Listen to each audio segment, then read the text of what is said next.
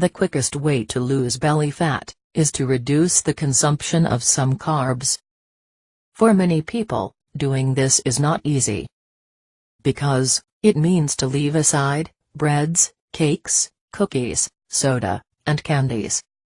But if you avoid these foods, at least during the week, it will help a lot. Over the days, you will start to notice the difference in your belly. And of course, the right way to do this is to replace these kinds of foods with others.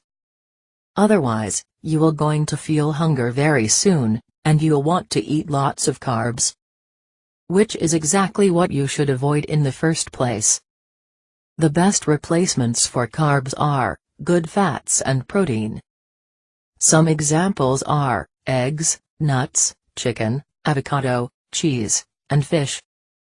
Practicing some physical exercise also helps to accelerate the process, although it is not necessary to lose belly fat.